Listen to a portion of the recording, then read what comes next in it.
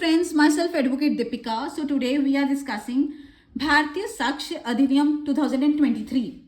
हमने already 111 section तक discuss कर लिया है. आप मेरी प्रीवियस वीडियोस देख सकते हो. So today we are discussing part 4 production and effect of evidence, chapter 7 burden of proof. So section 112 talks about burden of proof as to relationship in the cases of partners, landlord and tenant, principal and agent, the person who affirms it.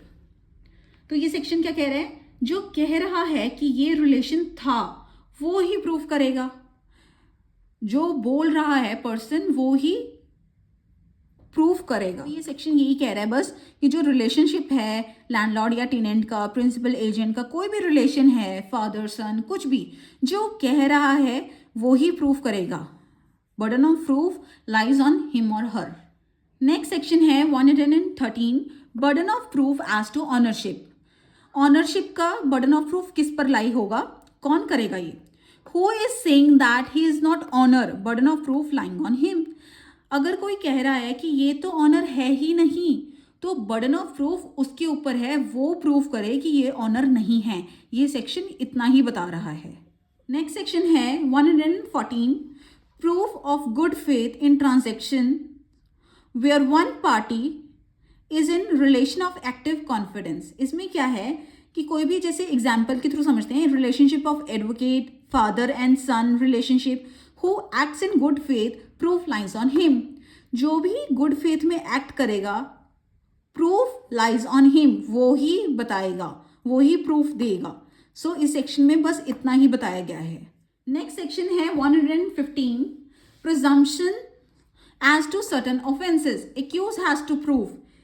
इसमें क्या है कि अगर कोई गोली मारता है war time में एंड आम पब्लिक हर्ट हो जाती है तो प्रूफ करना पड़ेगा कि वो वॉर टाइम था. तो एक्यूज्ड को प्रूफ करना पड़ेगा, जो जिसने गोली मारी है उसको प्रूफ करना पड़ेगा कि ये वॉर टाइम था, तो उस टाइम पे ही गोली लगी है, तो ये एक्यूज्ड को प्रूफ करना पड़ेगा. सो इस सेक्शन में इतना कहा गया है. नेक्स्ट सेक्शन है 116 birth during marriage conclusive proof of legitimacy. इस सेक्शन में क्या है, ये सेक्शन क्या कह रहा है? अगर बच्चा माँ के स्टमक में है हो ड्यूरिंग मैरिज तो वो लेजिटिमेट ही कहलाएगा. अगर बच्चा माँ के पेट में है ड्यूरिंग मैरिज के टाइम तो वो लेजिटिमेट ही होगा. If child born when dissolution of marriage take place, जब डिसोल्यूशन हो जाए तो चाइल्ड का बर्थ हो, अगर बच्चा 280 दिन, इसमें यहाँ पे 280 दिन है, 280 डेज में बर्थ ले लेता है डाइवोर्स लेने के बाद एंड उसकी माँ अनमैरिड रहती है, तो वो कंक्लूड होगा कि उसका फादर वही है जिससे उसकी मैरिज हुई है, जिसके साथ डाइवोर्स हुआ है वो ही फादर है उसका.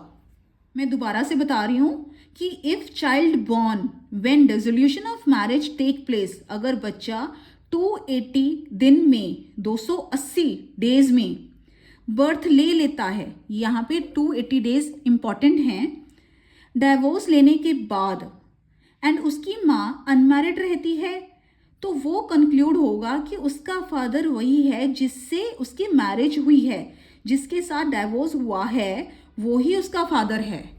नो मैटर कि वो बच्चा मैरिज के 1 मंथ बाद बर्थ हुआ है या कब हुआ है, लेजिटिमेट उसी का होगा जिससे मैरिज हुई है.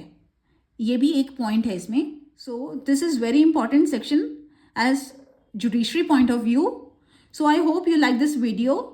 Thank you. नेक्स्ट सेक्शन हम नेक्स्ट वीडियो में करेंगे.